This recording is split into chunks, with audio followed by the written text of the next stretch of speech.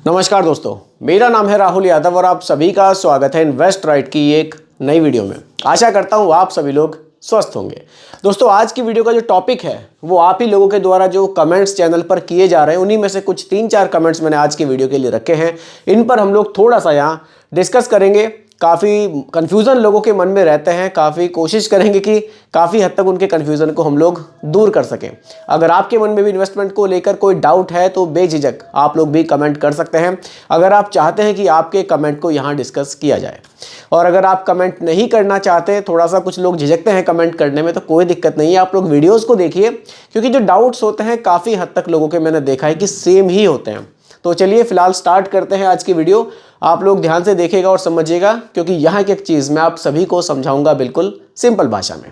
आइए स्टार्ट करते हैं।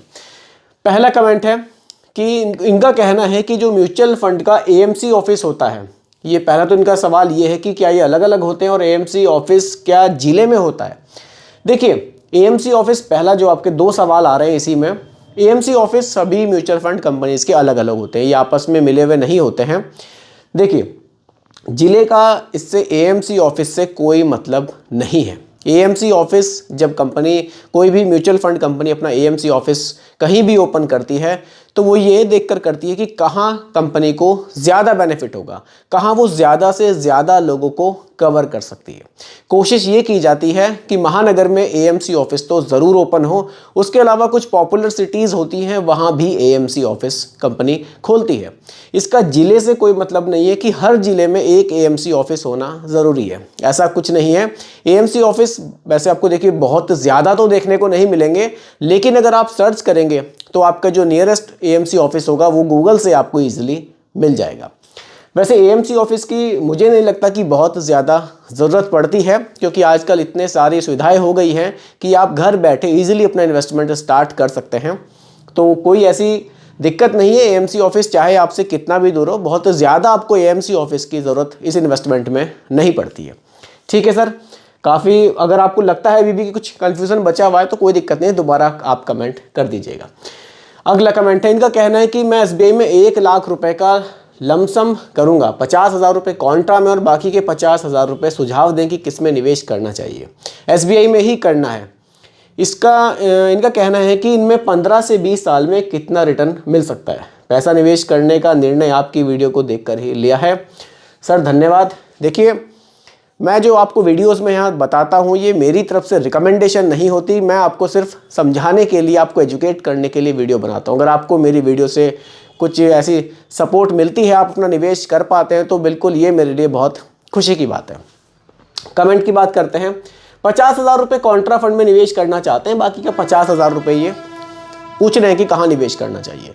देखिए सर, एसबीआई में ही आपको निवेश करना है। मैं आपको यहाँ ये कहना चाहूँगा कि 2 फंड्स में ना निवेश करके, आपके 1 लाख रुपए हैं, आप इनको और ज़्यादा डाइवर्सिफाइड कर सकते हैं। कैसे डाइवर्सिफाइड करते हैं, आइए बात करते हैं। देखिए, टोटल हमारे पास है 1 लाख रुपए, ठीक है। आप इनको अगर चाहें तो 4 जगह भी बांट सकते हैं, 4 जगह।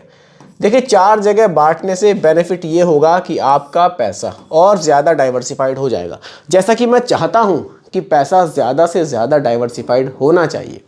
देखिए, ये 1 लाख रुपए अगर 4 जगह बांटे जाएं, आपको कॉन्ट्रा फंड पसंद है, बिल्कुल मैं कहूँगा आपको कॉन्ट्रा यहाँ रखना चाहिए, कोई दिक्कत नहीं है, बढ़िया फंड है। एक फंड आप यहाँ थीमेटिक भी रख सकते हैं। अब थीमेटिक में कौन से ऑप्शंस हैं?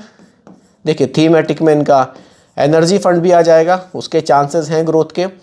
दूसरा जो ऑप्शन है, इंफ्रा वाला फंड आ जाएगा, उसके भी फ्यूचर में चांसेस हैं, क्योंकि इंफ्रा का बहुत काम अभी हमारी कंपनी में चल रहा है और बाकी होना भी है। तो थीमेटिक भी आप यहाँ रख सकते हैं। बाकी एक फंड आप यहाँ देखिए, अगर आप इनमें 25-25 हज़ार रुपये करते हैं, 25K इसमें कर देते हैं, 25K आप इसमें कर देते हैं, 4 जगह भी नहीं, अगर आप चाहें तो इसको 3 जगह भी कर सकते हैं। तीसरे फंड के बारे में बात करूं, आप यहाँ, क्योंकि ड्यूरेशन आपकी अच्छी है, आप यहाँ लार्ज एंड मिड कैप को कंबाइंड कर सकते हैं। अगर 4 जगह बांटना है तो फिर मिड कैप अलग रखते आप और एक निफ्टी नेक्स्ट 50 को रख सकते थे, लेकिन ड्यूरेशन ठीक है तो लार्ज एंड मिड कैप को डायरेक्टली रखा जा सकता है। इसको रखने से बेनिफिट ये होगा कि आपका पैसा यहाँ स्मॉल कैप में भी निवेश होगा, लार्ज कैप में भी निवेश रहेगा, मिड कैप में भी रहेगा और स्मॉल कैप में भी रहेगा। तो आप इस तरह से 3 जगह कम से कम अपने पैसे को बांट सकते हैं। बहुत ज़्यादा डाइवर्सिफिकेशन अगर आपको लगता है आपको 2 ही फंड्स रखने हैं, तब आप क्या करेंगे, लार्ज एंड मिड कैप को रख लेंगे और आप कॉन्ट्रा फंड को रख लेंगे। लेकिन अगर डाइवर्सिफाइड कर लेंगे तो आपके लिए ज़्यादा फायदा हो सकता है। बल्कि अगर आप 4 जगह करना चाहें तो आप इसमें फ्लेक्सी कैप को भी ऐड कर सकते हैं। 25-25 हज़ार रुपये आप 4 जगह भी डिवाइड कर सकते हैं। देखिए डाइवर्सिफिकेशन बढ़िया होगा, पोर्टफोलियो आपका थोड़ा सा बैलेंस रहेगा, तो ये आपके लिए ज़्यादा फायदेमंद हो सकता है। तो कोशिश कीजिए अपने पैसे को डाइवर्सिफाइड करके निवेश करने की। ठीक है सर। और आपका जो सवाल है कि ये जो 1 लाख रुपए हैं ये 15 से 20 साल में कितना रिटर्न मिल सकता है। देखिए सर, म्यूचुअल फंड में रिटर्न्स की कोई गारंटी नहीं होती। आपको ये चीज़ गारंटेड कोई नहीं बता सकता कि हाँ इतना पैसा बन सकता है। एक आइडिया लगाया जा सकता है पास्ट रिटर्न्स के आधार पर कि हाँ जो पास्ट में रिटर्न्स हमें इतने इतने मिल रहे हैं और अभी हमारा जो रिटर्न्स है वो ठीक ठाक पीछे बने, हम पास्ट में बने हैं, कंट्री हमारी इकोनॉमी हमारी ग्रोइंग है, तो हाँ फ्यूचर में हमें शायद इतने रिटर्न्स मिल जाएं।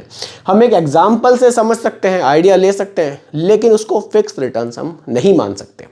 देखिए कैलकुलेशन के लिए आप चाहें तो 23-24% पर भी कर लें, 20 पर भी कर लें, लेकिन कोशिश करें कैलकुलेशन अपनी 14-15% के आसपास रखें। उससे ज़्यादा पर कैलकुलेशन आप ना करें। चलिए मैं आपको कैलकुलेशन करके यहाँ थोड़ा सा बता देता हूँ कि 20 साल में आपके जो 1 लाख रुपए हैं वो लगभग कितने बन सकते हैं। देखिए ये सिंपली लमसम कैलकुलेटर है, आप चाहें तो आप भी अपने फ़ोन में इसको इंस्टॉल करके आप लोग भी चेक कर सकते हैं। चलिए 1 लाख रुपए, देखिए सब चीज़ें बिल्कुल सिंपल तरीके से अगर आप समझेंगे ना तो आपके लिए ज़्यादा बढ़िया रहेगा। कुछ भी चीज़ कॉम्प्लिकेटेड लगे आप मुझे कमेंट कर दीजिएगा, मैं भी अपना तरीका थोड़ा सा चेंज कर लूँगा। देखिए आपकी जो ड्यूरेशन है 20 साल है, रिटर्न्स हम मानकर चल रहे हैं एग्जाम्पल के लिए लगभग 15 के आसपास ही मानकर चल रहे हैं। तो 15 साल में जो आपका 1 लाख रुपया है वो बढ़कर 16 लाख रुपए तक हो सकता है अगर आपको रिटर्न्स लगभग 15% के आसपास मिलते हैं। अगर रिटर्न्स आपके बढ़ेंगे, देखिए ये ड्यूरेशन है हमारे 20 साल, अगर रिटर्न्स आपके बढ़ेंगे तो पैसा आपका उसी हिसाब से बढ़ता चला जाएगा। लेकिन कोशिश कीजिए कि आप अभी के लिए जो कैलकुलेशन कर रहे हैं वो 14-15% के आसपास ही आप मान कर चलें। ठीक है सर। आइए वापस आते हैं टॉपिक पर, अगले कमेंट पर बात करते हैं। अगला जो कमेंट है इनका कहना है कि सर LIC में 19,500 हाफ ईयरली जमा करता हूं और ये 16 साल तक जमा करना है और 9 साल तक उस पैसे को होल्ड रखना है, तब जाके 20 लाख मिलेगा। क्या इसको बंद करके SIP स्टार्ट करना सही रहेगा? ये सवाल ना सर बहुत लोगों को कंफ्यूज करता है कि क्या मैं LIC बंद कर दूं, मैं म्यूचुअल फंड में निवेश कर लूं। देखिए सर LIC आपको इंश्योरेंस भी देती है, इस चीज़ को आपको नहीं भूलना चाहिए। म्यूचुअल फंड में आप पैसा निवेश करते हैं तो आपको रिटर्न्स तो अच्छे मिलते हैं, लेकिन किसी भी तरह का इंश्योरेंस आपको नहीं मिलता है। ये डिसीजन आपको लेना है कि आपको इन्वेस्टमेंट के साथ साथ क्या इंश्योरेंस की भी ज़रूरत है। अगर आपने कोई टर्म प्लान लिया हुआ है, मान लीजिए आपने 50 लाख का 1 करोड़ का कोई टर्म प्लान लिया हुआ है, तब मेरे हिसाब से शायद आपको LIC की ज़रूरत ना पड़े। तब आप अलग से अपने पैसा SIP में डाल सकते हैं और वाकई आप इससे तो ज़्यादा रिटर्न्स बना सकते हैं। लेकिन अगर आपके पास इंश्योरेंस नहीं है, अपने आप को इंश्योर्ड भी आप रखना चाहते हैं, तब LIC आपके लिए बढ़िया ऑप्शन है। देखिए फाइनेंशियल प्लानिंग अगर आप अपनी सैलरी के हिसाब से लेकर चलेंगे तो आप ऐसा कर सकते हैं कि आप अपनी सैलरी में से एक हिस्सा निकाल कर सीधा सबसे पहले टर्म इंश्योरेंस कराएं। टर्म इंश्योरेंस आप जितना जल्दी स्टार्ट करते हैं, और वही SIP भी है, टर्म इंश्योरेंस और SIP को आप जितना जल्दी शुरू करते हैं ना उतना ही आपके लिए फ़ायदेमंद होता है। क्योंकि टर्म इंश्योरेंस अगर आप बहुत अर्ली एज में स्टार्ट कर देंगे, आपकी एज 30 के आसपास, और आप 1 करोड़ का टर्म इंश्योरेंस लेंगे तो मेरे हिसाब से शायद आपको 1500-1600 रुपये पर मंथ में ही 1 करोड़ का टर्म इंश्योरेंस मिल सकता है। बाकी का जो आपका पैसा बचता है, आपने मान लीजिए आपके पास 3-3.5 हज़ार रुपये का प्लान था ये LIC में जाने का, बाकी का जो आपका पैसा बचता है आप उससे SIP स्टार्ट कर सकते हैं। इस तरह से आप एक प्लानिंग लेकर चल सकते हैं। लेकिन अगर आपकी LIC को चलते हुए काफ़ी टाइम हो गया है, मैच्योरिटी के नज़दीक है, तो फिर इसको बंद करने में कोई बेनिफिट नहीं है, फिर आप इसको कंप्लीट कीजिए। लेकिन अगर कोई स्टार्ट करने जा रहा है तो वो टर्म इंश्योरेंस को एक बार देख सकते हैं, और टर्म इंश्योरेंस के जो प्लान है वो आपको LIC में भी मिल जाएंगे। क्योंकि मेरा ऐसा मानना है कि इंश्योरेंस को और इन्वेस्टमेंट को दोनों को अलग अलग रखना चाहिए। ठीक है सर, उम्मीद करता हूँ आप काफ़ी हद तक मेरी बात को समझे होंगे। अगला कमेंट, फोकस फंड और फ्लेक्सी कैप फंड एक ही पोर्टफोलियो में रखना बेहतरीन, कुछ लिखा है इन्होंने, बेहतर है क्या? देखिए, फोकस्ड फंड और फ्लेक्सी कैप फंड्स दोनों में डिफरेंस को समझिए। फ्लेक्सी कैप फंड्स में फंड मैनेजर को फ्लेक्सिबिलिटी है निवेश की, साथ ही साथ उनको होल्डिंग्स की, जो स्टॉक्स में पैसा निवेश करेंगे उनकी भी फ्लेक्सिबिलिटी है। वो चाहे तो 50, 60, 70, 80 स्टॉक्स में आपके पैसे को निवेश कर दें। फोकस्ड फंड में फंड मैनेजर कुछ ही स्टॉक्स पर फोकस करते हैं, उन्हीं में आपके पैसे को निवेश किया जाता है। यहाँ बहुत ज़्यादा ऑप्शंस नहीं होते फोकस फंड में, कुछ सिलेक्टेड फंड्स होते हैं, उन्हीं में आपके पैसे को निवेश किया जाता है, इसीलिए इसका नाम फोकस्ड फंड है।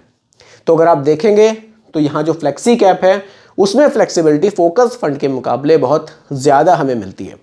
और रही बात आपके सवाल की एक पोर्टफोलियो में दोनों को रखा जा सकता है, तो बिल्कुल कोई दिक्कत नहीं है सर, एक पोर्टफोलियो में दोनों को रखा जा सकता है, लेकिन ये तब रखना आपके लिए ज़्यादा फायदेमंद होगा अगर आपका SIP का अमाउंट ज़्यादा है, आप ज़्यादा स्कीम्स में पैसे को निवेश कर रहे हैं। मान लीजिए आपको 2 ही फंड्स लेने हैं, 2 ही प्लान्स में निवेश करना है, एक आपने फ्लेक्सी कैप ले लिया, एक आपने फोकस ले लिया, तब शायद आपके लिए बढ़िया नहीं होगा। अगर आपको 5 या 6 प्लान लेने हैं, आपको SIP का अमाउंट ही 15 से 20 हज़ार तक जा रहा है, तब बिल्कुल आप दोनों ऑप्शंस को अपने साथ लेकर चल सकते हैं, कोई दिक्कत नहीं है। तो ये कुछ सवाल थे दोस्तों जो आप लोगों के द्वारा कमेंट्स के माध्यम से मुझसे पूछे गए थे। आशा करता हूँ कि सभी को अपने डाउट्स काफ़ी हद तक क्लियर हुए होंगे। बाकी दोस्तों, ये मेरी तरफ से या चैनल की तरफ से आप लोगों के लिए रिकमेंडेशन नहीं है, केवल एजुकेशनल पर्पस वीडियो आप लोगों के लिए बनाई गई है। वीडियो कैसी लगी कमेंट में ज़रूर बताइएगा, पसंद आई हो तो लाइक शेयर भी कीजिएगा, और मेरे चैनल पर अगर आप नए हैं इसको भी सब्सक्राइब आप ज़रूर कीजिएगा। धन्यवाद।